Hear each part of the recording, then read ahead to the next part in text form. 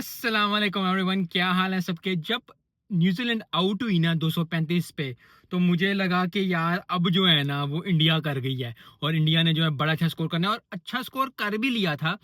235 score करना India में 200 से कोई भी स्कोर करना बड़ा अच्छा बन जाता है इंडिया के खिलाफ, क्योंकि स्पिनिंग ट्रैक होते हैं या ज़्यादातर अगर बैटिंग ट्रैक बनाए, लेकिन लग रहा है ऐसे कि ये ट्रैक बस ऐसा ही है। लेकिन 235 स्कोर किया न्यूजीलैंड ने, बड़ा अच्छा स्कोर किया, बड़ा ज़बरदस्त स्कोर किया।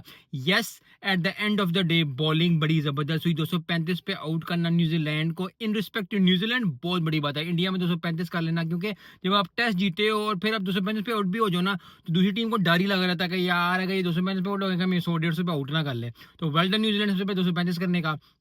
जडेजा की बनती थी ये परफॉर्मेंस। 5 विकेट ली, क्योंकि पहले भी 3 विकेटें ली थी। स्कोर बैटिंग से भी स्कोर किया, बॉलिंग से भी 3-3 विकेट लेते। बांग्लादेश के खिलाफ भी 3 विकेटें ली, दोनों टेस्टों में, एक एक दफ़ा, 3 दफ़ा, पहले टेस्ट में, दूसरे दफ़ा, दूसरे टेस्ट में। लेकिन जो खुल के बॉलिंग करने वाली होती है ना, वो नहीं कर रहे थे।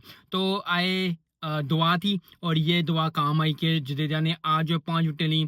काफ़ी लोगों के मुंह बंद हुए होंगे, क्योंकि काफ़ी लोग ज़्यादा कह रहे थे कि जी जडेजा को क्यों खिला रहे हो, ये क्यों कर रहे हो, वो क्यों कर रहे हो।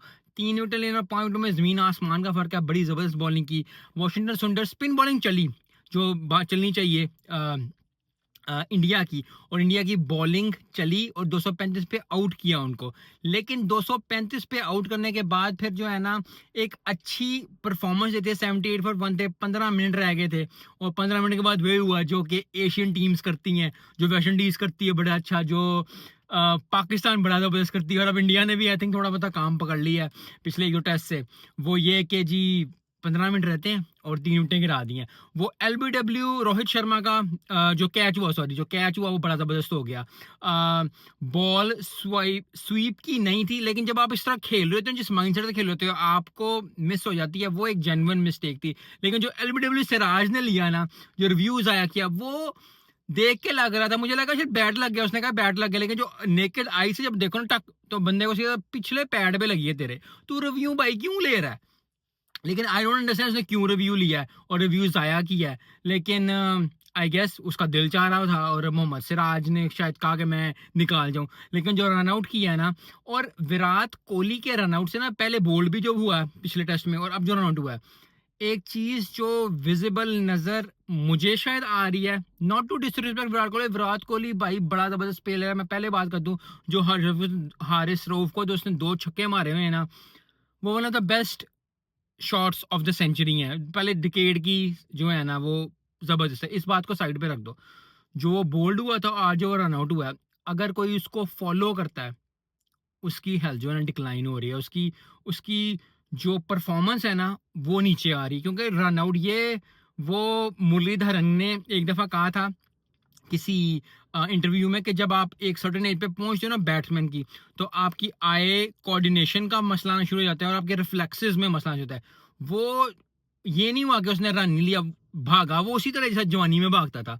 लेकिन विराट कोहली को ऐसे देख कर ना, I think he has to rest, या उसको फिर से जो है ना वो एक जगाना पड़ना है, या डॉक्टर चेंज करना पड़ना, मुझे नहीं पता क्या करना पड़ना है। लेकिन प्लीज़ हाथ जोड़ के दुआ है विराट कोहली के, प्लीज़ यार ये चीज़ ना करो, क्योंकि इस तरह देखना ना बड़ा डिफिकल्ट हो जाता है।